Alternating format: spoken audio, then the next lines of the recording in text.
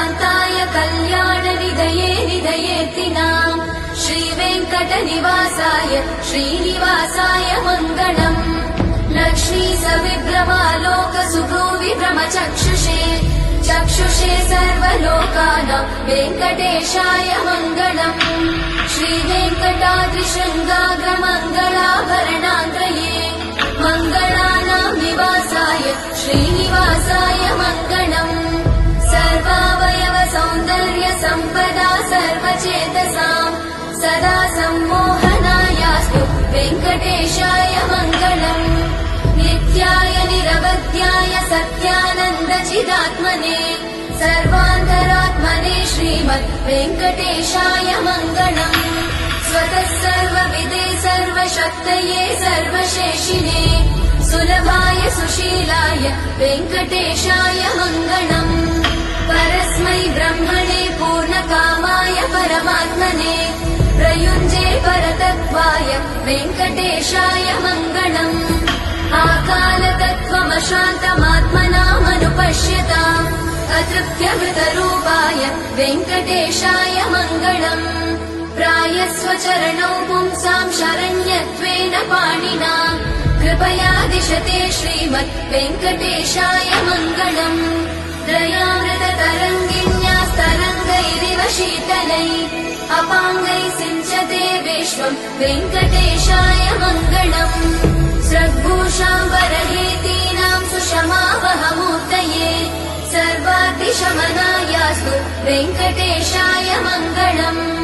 श्रीवैकुण्ठविरक्ताय स्वामि पुष्करिणीतटे रमया रममाणाय वेङ्कटेशाय मङ्गलम् श्रीमत्सुन्दरजामातृमुनिमानसवासिने सर्वलोकनिवासाय श्रीनिवासाय मङ्गलम् मङ्गलाशासनपरैर्मदाचार्य पुरोगमै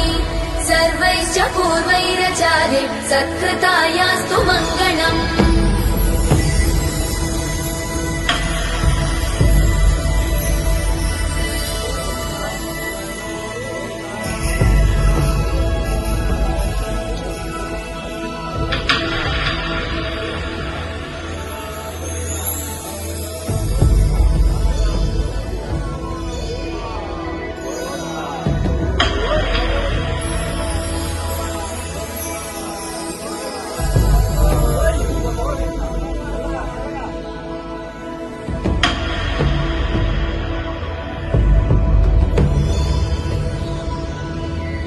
श्रियकान्ताय कल्याणनिधये निधयेऽर्थिनाम् श्रीवेङ्कटनिवासाय श्रीनिवासाय मङ्गलम् लक्ष्मी सविभ्रमालोकसुभ्रूविभ्रमचक्षुषे चक्षुषे सर्वलोकानां वेङ्कटेशाय मङ्गलम्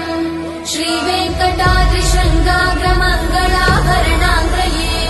मङ्गलानां निवासाय श्रीनिवासाय मङ्गलम् सर्वावयव सौन्दर्य सम्पदा सर्वचेतसाम् सदा सम्मोहनायास्तु वेङ्कटेशाय मङ्गलम् नित्याय निरवध्याय सत्यानन्दचिदात्मने